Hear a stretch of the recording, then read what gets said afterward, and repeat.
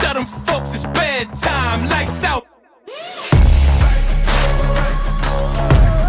We in all. Cheers, everybody. Welcome to the COOL SOROR podcast. I am so very elated to bring you the special edition of the COOL SOROR podcast in partnership with the American Red Cross. And today I am joined by my soror, Tiffany Taylor, who is representing the American Red Cross, and Rasheeda Liberty, who is the International Grand Ambassador of Sigma Gamma Rho Sorority Incorporated, and now the chair of presidents for the National PanHellenic Council. She wears many, many hats. Both of you, welcome to the show. How are both of you doing today? Tiffany, we'll start with you.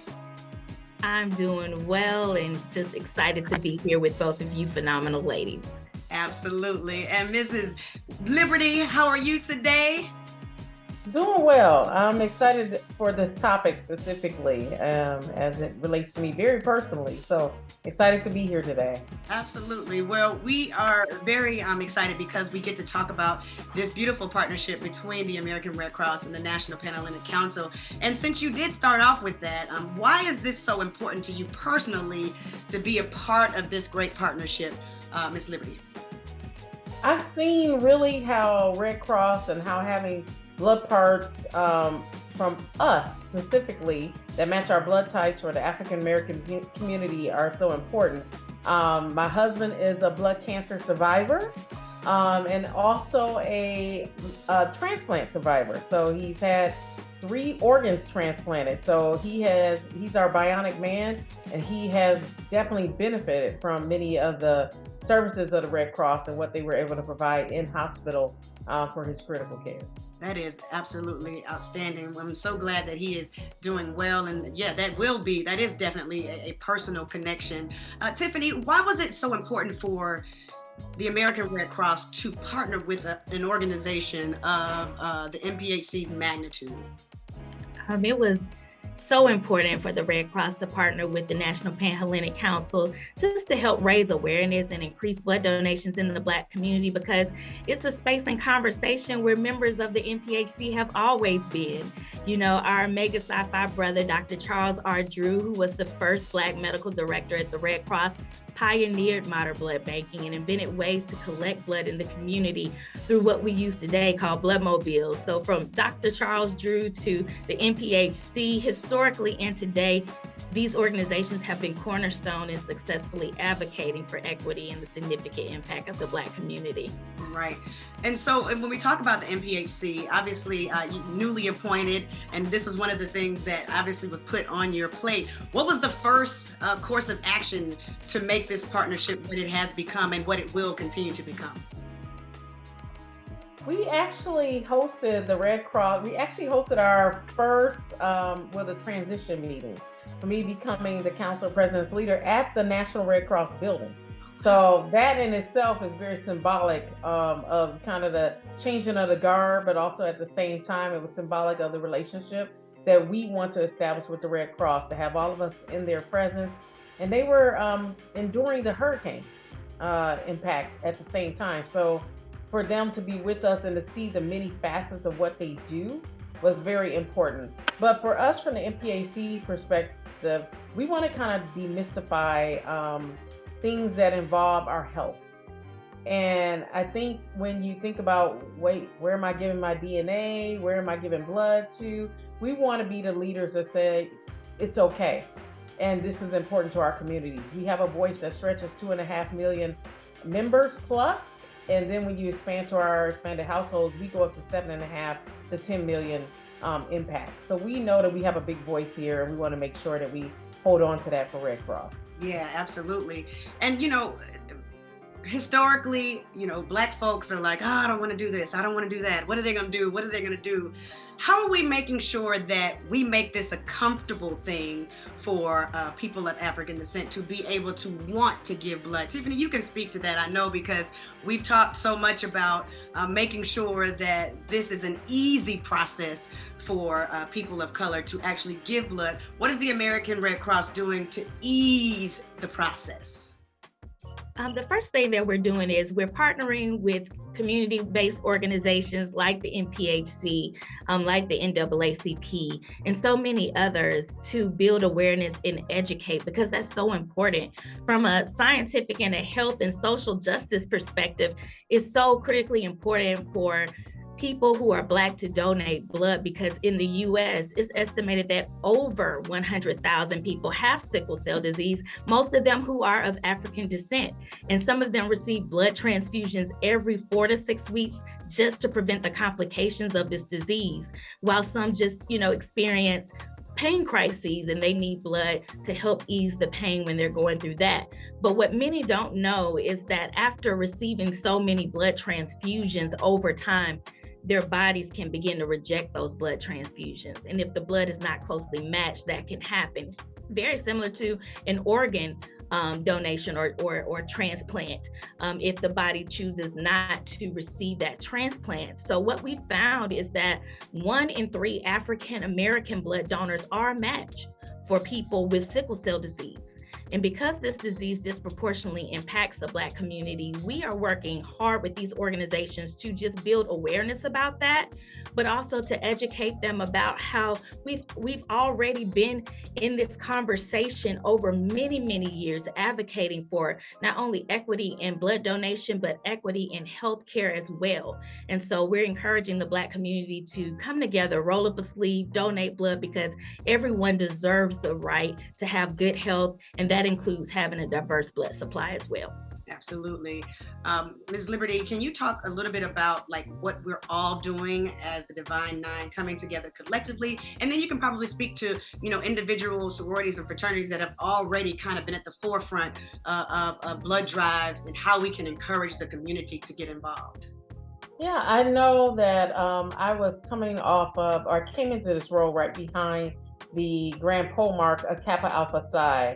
And one of the things that was important to him in that capacity is to show inspiration, right? To give inspiration and to give hope and lead by example. And so he himself rolled up his sleeve to show his organization that this is something that we should be doing, brothers. I'm doing it, you should be doing it. Sigma Gamma Rho, at our centennial celebration in July in Indianapolis, we committed to 100 pints for our 100th celebration, and we did just that. Nice. There are other organizations such as Delta Sigma Theta that have been at the forefront, Alpha Kappa Alpha. I hate to leave anyone out, so I hate to mention all their names, yes, because they're all gonna kill me.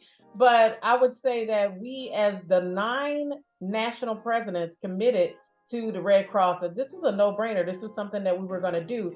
And I think that back to that inspiration piece is very key for us to lead by example. And so we want our regional directors, our leaders, our chapter leaders to be the ones that roll up their sleeve and say, we want to host this event. We want to bring the mobile bus, the mobility piece to all of our events, to HBCU events, homecoming events. We want to show that we can be the partners at the forefront. We are a 100-year-old organization, self-sustaining. And so we believe in ourselves, we are committed to ourselves, but more importantly, we're committed to our communities. And we know that this is a huge community effort that can save lives and create health equity. We ourselves can contribute to that. So that's why it's important for the NPHC to all be involved. Absolutely. And that's joinbyblood.org. If you're watching or listening to this, you can go ahead and get started right now. When they go to joinbyblood.org, Tiffany, what will they experience, and how can they say, this is what I want to do for my community when they go to the website? So when you visit joinbyblood.org, you're able to learn a little bit information about why your blood donation is important, but you're also able to learn about the process of donating blood. Also, you're able to schedule an appointment to donate blood yourself, or as an organization, if you like to host a blood drive, you can click on the option to host a blood drive, and a Red Cross team member will get in contact with your point of contact to share all the steps, all the information, all the resources that we have to make the process super seamless for you to be able able to host that blood drive. We just ask that, you give it some time for us to schedule out that blood drive for a time that's convenient for you, and to ensure that it's well staffed on our end so that you can have a successful blood drive. Yes, that's awesome. For the NPHC, when we come together and do this on a large scale, when you look at the future of this partnership, Ms. Liberty, how do you see it? What is your long-term goal? We were able to do blank because of our partnership with the American Red Cross. Ooh, that is a really good question. I want to see us be the visionaries on the forefront, that we put this all in our documents as our prescribed program and partnership across all 9 organizations. We each have programs and events and things like that have been with us for several decades, but Red Cross has not been as consistent across all of the 9 organizations. So I want us to commit to this partnership as a programmatic thrust of all of our organizations, so that it will live beyond one administration, one president. This becomes ingrained in our culture of who we are as NPHC, this is what we do. We have to think about those young men that may get hurt in accidents and tragic accidents that may need blood transfusions right away, or blood parts right away. We have to think about the young cancer patient that's sitting over at St. Jude that needs that blood transfusion in order to stay alive. We have to think about the budding football coach that has a loving wife who's a member of Sigma Gamma Rho, who has to get a lung transplant very quickly and gets that call that, hey, he's going to need a lung transplant. Now we have a donor, and he's going to need blood as well to support that critical care. Those are the things that we have to bring those stories to the forefront to make it ingrained in who we are as a culture, to make sure that this is a part of our health equity agenda across all 9 organizations. Yeah, I think that's great. I think those personal stories, like you gave us a snippet of your personal story just now, that really touches the hearts of people, and which would, allow them, or just really force them to give more willingly. Tiffany, when you think about this partnership so far, what has been the most rewarding to you and the American Red Cross? It was our alpha brother, the Reverend Dr. Martin Luther King Jr., who said, everybody can be great because everybody can serve. And so it's been amazing for me to see the HBCUs, organizations, and individuals all over the country volunteering to host blood drives in the Black community, and at their national conferences like Sigma Gamma Rho did this past summer, just to rally those who can and who will to support patients through this Red Cross Sickle Cell Initiative. I'm so excited to hear, Chair Liberty to share that she hopes that this is programmatic for organizations over the years, because that's exactly what Red Cross wants to happen. We want to continue to build relationships with the Divine 9 organizations as well as the Black community, so that we can ensure that we can continue this for the long haul. But to share what's been most rewarding, I would say for me, is most recently my sorority chapter hosted its very first blood drive. And it was just amazing to see sisters donating blood, but also too helping to recruit their family and their friends to donate, signing people in to donate and providing refreshments, but also witnessing my own soror mommy donating blood for the very first time, as well as seeing my 19-year-old nephew donating for the first time at this drive was just so fortifying for me. To that point, seeing multiple generations just coming together to help save lives, the Gen Xers, the millennials, the Gen Zs, the baby boomers, the seasoned bros and sorors have all just been so rewarding for me. Yes, that's good. Look, I'm about to testify. Come on now. Come on now. Miss Liberty, when you hear stories like that, how gratifying is it that we know that we're all doing this collective work, but you, as the leader of Sigma Gamma Rho, Sorority Incorporated, and now the chair, the Council of Presidents for the NPHC, how does that make you feel? It makes me feel good. I was just thinking about when Tiffany was speaking, I thought about how we all are so committed to organizations such as March of Dimes. Very committed to that across the Divine 9, because we believe that women and children and babies need to have safe entry into the world and support. We're all committed to St. Jude, right?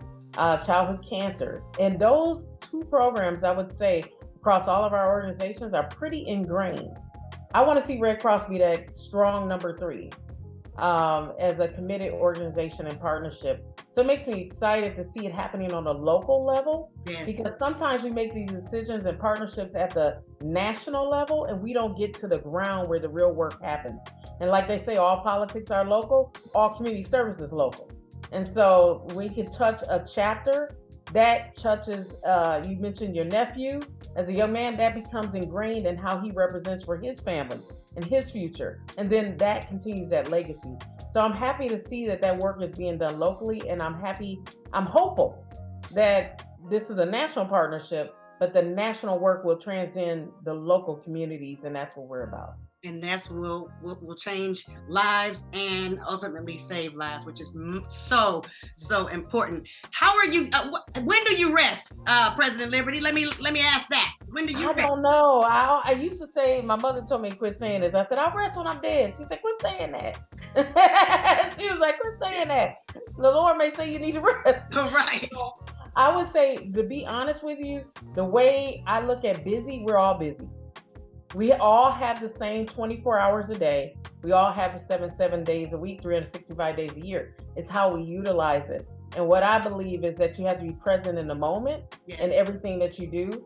And then you will make time for the things that are more important for you. God has always allowed me to do that. So that's how I make time. That's good. That's good. And Tiffany, we've been doing this work for quite some time together for, I think, like 2 years. How are you continuing to serve, Tiffany? Because, this is the Cool Soror podcast. We got to bring in some personal as well. How are you maintaining your self-care as you continue this great work with the American Red Cross? That's an awesome question that is a continual work in progress.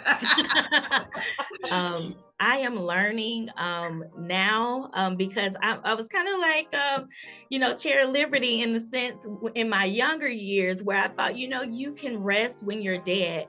But I'm learning that you shouldn't just have to rest in peace in afterlife. You should learn how to live in peace. Yes. So I'm learning that whole aspect of blessed are the peacemakers, and I'm learning how to preserve my peace. And that may come from taking time to rest. That may be taking time for solitude. This past weekend, I had an opportunity to go to the mountains and go hiking and just be still and get that fresh air. And so despite all of the service work that we're doing with Red Cross, as well as outside of Red Cross, just in the local communities, period, it's always core to me. It's important to me. But what I'm learning too, in order for me to be able to pour and continue to pour into the community, I can't pour from an empty cup. Right. So I have to take time to refuel. Absolutely. That's right. Absolutely. You are so right. Applying your oxygen mask first before you can help others, right? It's just like exactly. And I just came from a 7-day hiatus in Dubai. So the same thing, you do have to take those downtimes. And Tiffany, we are learning and on this journey together. I think we all are as Black women in this world. Yeah, same here. Same here. So I definitely get it. In 1994, you became a member of Sigma Gamma Rho via Marquette University. Did you choose Sigma Gamma Rho or did Sigma Gamma Rho choose you? Ooh, Sigma Gamma Rho stumbled upon me because I was very interested in a couple other organizations and had attended those different events. And then when I attended that Sigma Gamma Rho event, it was like, it was a feeling that this is home for me. And I think everybody has that feeling for their different organizations. So it was definitely that feeling. I never thought I would rise to be the national president by any means. But once you get on this roller coaster of leadership, they won't let you get off. Listen, I see. I'm like, whoa, I just served on one international committee. You mean I got another one? Yeah. Once you say yes one time. Yes. It's lights out. You're gone. Right. Absolutely. And Tiffany, did Alpha Kappa Alpha choose you or did you choose Alpha Kappa Alpha? Wow. I would say it, if I could, it's a little bit of both. Okay. I'm a 3rd generation Alpha Kappa Alpha woman. And so I've just always been around these incredible women. But, I was also blessed to be around so many other incredible women of the Divine Nine who took time to mentor me, even in my career. And it touched me so much that these women poured into me, and it wasn't about letters. It was just about uplift. Yes. So I'll tell you what, there were some times that my mom didn't know which way we might go, simply because I was blessed with an amazing village of women who just continued to pour into me, into my life. But when the opportunity came to join in graduate chapter, not too long ago, spring 2021. Oh, the baby! Super new. Super new. It was just perfect. It was perfect for me. And I feel like it chose me, but I also chose Alpha Kappa Alpha, and I am loving the decision that I made, but also too, I'm loving just getting to know not only the sisters within this one organization, but everyone within the NPHC who have come to embrace me ever since, I have become a member. So it's just been an amazing journey thus far. That's right. Well, we're talking about amazing journeys. The American Red Cross, the NPHC, joinbyblood.org is where you need to find more information, see how your chapter, your organization can come together to make sure you plan these blood drives, or go ahead and make an appointment for yourself. Your last appeal to our amazing listeners today, President Liberty, if you could say one thing to potential for someone who is trying to plan an event or why they should give blood, what would you say? I would really say it's back to that story of inspiration. We have to remember how many times throughout our lives that we have needed someone. And in the hospital care or critical care situation, even sickle cell, cancer treatment, these things all touch our lives very intimately, as from the African American community specifically. And so we have to give in order to save. And I'm asking all of my NPHC members, no matter what color you wear, we all have the same mission, and that is to sow into others' lives and the communities. And what better way for you to personally give, to give your own blood? Sounds fantastic. Tiffany, how would you close us out? I would just remind everyone who's watching or listening that it does not hurt to donate blood. I'm a blood donor. You'll feel a momentary pinch from the needle, but afterwards, you will feel the joy of knowing you're helping to save a life. Secondly, it doesn't take long to donate blood. From the time you arrive to the time you leave, it takes about an hour, but the donation itself takes about 8 to 10 minutes. But the impact is life, is limitless. It's a life. So I would just encourage you to visit joinbyblood.org or call 1-800-RED-CROSS to schedule an appointment to give today. Thank you so much, ladies, for joining me today on this very special edition of the COOL SOROR podcast in partnership with the American Red Cross. Mrs. Rasheeda Liberty, the president of Sigma Gamma Rho, Sorority Incorporated, and the NPHC. She's the chair president. She's everything. Thank you so much for joining us. We appreciate you. And Tiffany Taylor from the American Red Cross. Ladies, thank you so much. Enjoy the rest of your day. And joinbyblood.org is where you need to get more information. Thank you so much for joining the COOL SOROR podcast. I'm your host, Rashan Ali.